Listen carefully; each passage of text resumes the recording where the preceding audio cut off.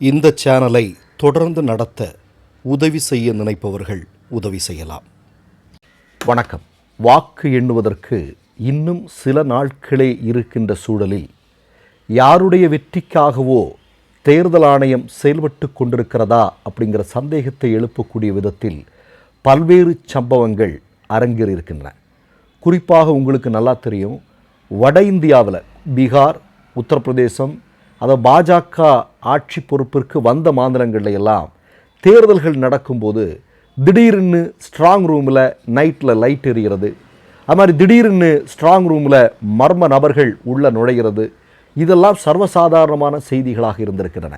அது இப்போது தென்னிந்திய மாநில தேர்தல்களிலும் பரீட்சார்த்தமாக சோதித்து பார்க்கப்படுகிறதா அப்படிங்கிற சந்தேகம் எழுந்திருக்கிறது. நான் எங்கே சொல்கிறேன் அப்படின்னா, கேரளாவில் சட்டமன்ற தேர்தல் நடந்து முடிந்திருக்கிறது. உங்களுக்கு எல்லாருக்கும் நல்லா தெரியும்.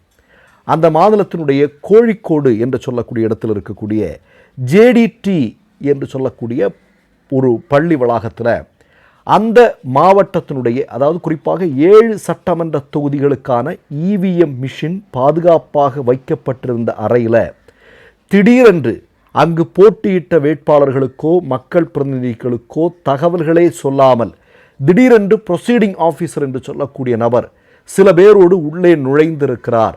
அதற்கான சிசிடிவி ஃபுட்டேஜ் வீடியோ இன்றைக்கு சமூக வலைதளங்களில் மிகப்பெரிய அளவில் வைரலாகி கொண்டிருக்கிறது. வட இந்தியாவில் பரிசார்த்தமாக பார்க்கப்பட்ட பல்வேறு விஷயங்களை தென்னிந்தியாவிலையும் செய்து பார்க்க இவர்கள் ஆரம்பித்திருக்கிறார்களா அப்படிங்கிறதா இந்த வீடியோ பார்க்கும்போது உங்களுக்கு ஞாபகம் வரக்கூடிய விஷயமாக இருக்கலாம். இப்போ நான் என்ன கேட்குறேன் அப்படின்னா, உள்ள நீ போகிற, ஓகே, போகிறதுக்கு முன்னாடி நீ என்ன பண்ணணும்? அந்த தொகுதியில் போட்டியிட்ட வேட்பாளர்களுக்கு மக்கள் பிரதிநிதிகளுக்கு நீ தகவல் சொல்லணும். ஒன்று ஒரு நோட்டீஸ் அனுப்பியிருக்கணும், இல்லை ஒரு இமெயிலாவது அனுப்பியிருக்கணும். இப்போ 8 மணிக்கு ஒரு இமெயில் வந்திருக்கான். அதாவது அந்த இடத்துல போட்டியிட்ட ஃபாத்திமா தெகிலியா என்று சொல்லக்கூடிய வேட்பாளர் இன்றைக்கு பல்வேறு ஊடகங்களுக்கு செய்தியாக சொல்லியிருக்கிறார். அதில் அவங்க சொல்கிறது எப்படின்னா, 8 மணிக்கு ஒரு மெயில் வருது, 9 மணிக்குள்ளே நீங்கள் அங்கே இருக்கணும், நாங்கள் இதை திறக்க போகிறோம் அப்படின்னு சொல்லியிருக்கிறாங்க. இப்போ 8 மணிக்கு மெயில் வந்தால் 9 மணிக்கு இவ்வளவு தூரத்திலிருந்து எப்படி அந்த இடத்திற்கு சரியாக வந்து சேர முடியும்? கஷ்டம். அப்போ யாருடைய விருப்பத்திற்காக இது செய்து பிடிக்கப்பட்டது? அப்போ இப்போ தேர்தல் ஆணையம் தொடர்பாக இந்த கேள்வி முன்வைக்கப்பட்டது. அவங்க சொன்னது இல்லை, இவிஎம் பாதுகாப்பாக வைக்கப்பட்டிருந்த அறையில் இல்லை, நாங்கள் உள்ளே போனது இவிஎம் பாதுகாப்பாக வைக்கப்பட்டிருக்கிற ஸ்ட்ராங் ரூமுக்கு பக்கத்தில் இருக்கக்கூடிய ஸ்பேர் ரூமுக்கு தான் சென்றோம் அப்படின்னு சொல்லிட்டு பல்ட்டி அடித்திருக்கிறார்கள். இதற்கு ஒப்பான மற்றொரு சம்பவம் நடந்திருக்கிறது. உங்களுக்கு நல்லா தெரியும், இதே கேரளாவில் பேராம்பரை என்று சொல்லக்கூடிய இடத்துல இதே மாதிரி இந்த இவிஎம் பாதுகாக்கப்பட்ட அறையில் அத்துமீறி நுழைந்திருக்கிறார்கள். நுழைந்ததற்கு பிறகு கையும் களவுமாக மாட்டியதற்கு பிறகு அவங்கள்ட்ட கேட்டபோது அவங்க என்ன சொன்னாங்கன்னா, ப்ரொசீடிங் ஆஃபீஸரோட டைரியை மறந்து உள்ளே வச்சுட்டோம், அதை எடுக்கிறதுக்காகத்தான் நாங்கள் உள்ளே போனோம் அப்படின்னு சொல்லிட்டு ஒரு தகவலை சொல்கிறார்கள். பாருங்களேன், டைரியை மறந்து வச்சுட்டு வந்துடுவாங்களாம், அதற்கு பிறகு இவங்க திறப்பாங்களாம். என்னப்பா இது? இவ்வளவு பொறுப்பற்ற முறையில் உலகத்தில் எந்த நாட்டில் இருக்கக்கூடிய தேர்தல் ஆணையத்தினுடைய தரப்பில் இருந்து இப்படிப்பட்ட பதில்கள் வருமா? பிரேசில் மாடல் இங்கே எப்படிப்பா ஓட்டு போட்டான்னா ஞானேஷ்குமார் பல்லிழிச்சு காட்டிகிட்டு இருந்தாலும் நமக்கு நல்லா தெரியும்.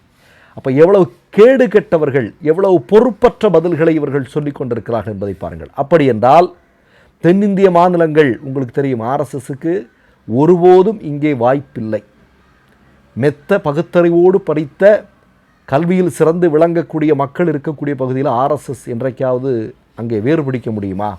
அப்படிப்பட்ட இடங்களில் பல்வேறு வேலைகளை செய்து கொண்டிருக்கிறார்களோ என்கிற சந்தேகம் மக்களுக்கு வலுவாக எழ ஆரம்பித்திருக்கு. இப்போ தமிழ்நாட்டில் இன்றைக்கூட தேர்தல் பிரச்சாரம் முடிய போகிறது, நாளைக்கு மௌனமான பிரச்சாரம் நடக்கப் போகிறது, அதற்கு அடுத்த நாள் நம்ம எல்லாம் போலிங் பூத்துக்கு போகிறோம், வாக்களிக்க போகிறோம். ஆனால் இந்த நேரத்தில் பக்கத்து மாநிலத்திலிருந்து இப்படிப்பட்ட செய்திகளெல்லாம் வந்து கொண்டிருக்கிறது என்றால், ஏற்கனவே நாம் ஒரு பதிவு போட்டிருந்தோம், இதே மாதிரி ஒரு இடத்துல இந்த மாதிரி சம்பவம் நடந்தது. அங்கு இருக்கக்கூடிய நேர்மையான மாநிலத்தை சார்ந்த பல்வேறு தேர்தல் ஊழியர்கள் அவங்க நேர்மையான முறையில் செயல்படும் போது அவர்களுக்கு மிகப்பெரிய அளவில் நெருக்கடி கொடுத்த தலைமை தேர்தல் ஆணையர்கள், அதாவது ஒரு மாநிலத்தினுடைய தலைமை பொறுப்பில் இருக்கக்கூடிய மிக முக்கியமான ஆணையர்கள் இந்த ஊழியர்களுக்கு சிக்கல் கொடுத்துருக்குறாங்க. அவங்களுக்கு சப்போர்ட்டாக பிஎஸ்எஃப் இறங்கியிருக்கு அப்படிங்கிற செய்திகளெல்லாம் நம்ம போட்டோம். அப்போ மொத்தத்தில் நீங்கள் பார்த்தீங்கன்னா மே 4ஆம் தேதி இவிஎம் திறக்கப்படும் போது நமக்கு ஆச்சரியங்கள் ஒருவேளை காத்திருக்கலாம். மக்கள் நினைப்பது ஒன்றாக இருக்கலாம், முடிவுகள் ஒன்றாக இருக்கலாம்.